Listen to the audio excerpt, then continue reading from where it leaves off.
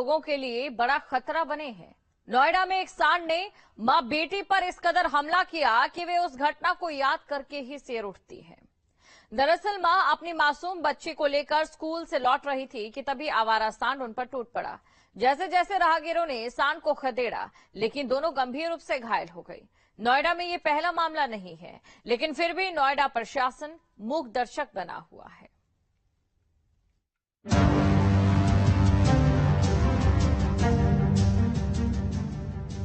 ये तस्वीरें खुद ही अपनी कहानी कह रही हैं। सड़क पर अगर बेधड़क होकर चलेंगे तो मुसीबत कहीं से भी आ सकती है। जैसे नोएडा के सेक्टर 15 में स्कूल से वापस लौट रही मां बेटी पर टूट पड़ी। एक आवारा सांड ने दोनों पर हमला बोल दिया, जिसमें दोनों गंभीर रूप से घायल हो गए।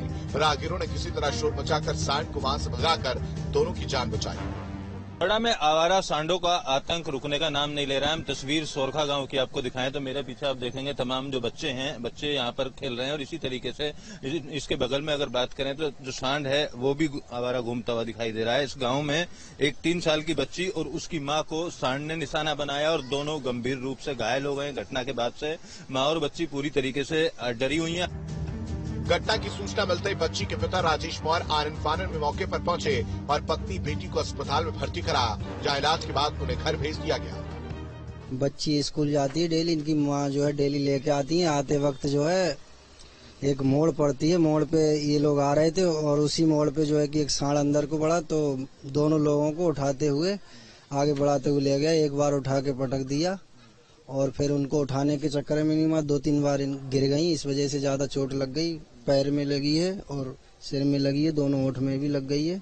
ये दोनों लोग डर गए थे और चोट भी लगी थी। इनकी मम्मी के भी दोनों हाथों में और पैरों में भी चोट लग गई है। सड़क पर घूमते सांडों के आतंक से परेशान स्थानीय लोग इनको जल्द से जल्द पकड़ने की मांग कर रहे हैं। आवारा की वजह से ये हो रही है कि यहाँ रात को लाइन लग करके बैठते हैं, कम से कम 50 जन बैठते हैं गाय और बिजार, और रात को किसी में टक्कर मार देते हैं, किसी गाड़ी वाले के पीछे भग लेते हैं। यहाँ तक बाजी तो हिंसक हो जाता है।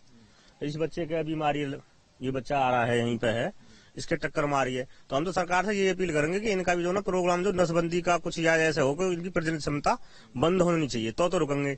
नहीं तो ये बेचारे यहीं पिन्नी खाते रहते हैं, वो सड़ान कुछ चावल जो भी मतलब जो गंदगी ही बेचारे खा रहे हैं। इनका जीवन बहुत खराब लगता है। मैं सोचता हूँ कभी कभी 1 बार 2 बार पहले भी मैंने इंटरव्यू इसी बार पे दिया कि इनकी प्रजनन क्षमता में ही कमी आनी चाहिए, नसबंदी ही होनी चाहिए इनकी। जो सांड के आतंक की पहली घटना नहीं है, इससे पहले भी कई शहर और कई लोग आवारा पशुओं के शिकार बन चुके हैं। 13 अगस्त 2022 को ग्रीनो के अल्फा 1 सेक्टर में बच्चों पर हमला हुआ था। 7 सितंबर 2023 को समस्तपुर में स्कूल से घर लौट रही बच्ची को सांड ने पटका था। वहीं 12 अगस्त 2022 को नोएडा के सलारपुर में मासूम को पटका था। 10 जनवरी 2023 को सेक्टर 63 में सांड की टक्कर से मौत हो गई थी। 28 सितंबर 2023 को दादरी में सांड की टक्कर से बाइक सवार की मौत हुई थी, जबकि 18 जुलाई 2023 को पुलेसरा में सांड की टक्कर से मौत हुई थी। 16 जनवरी 2023 को रबुपुरा में सांड के हमले से बुजुर्ग की मौत हुई थी। 14 अप्रैल 2023 को फेस 1 थाना इलाके में सांड के हमले से महिला की मौत हुई थी।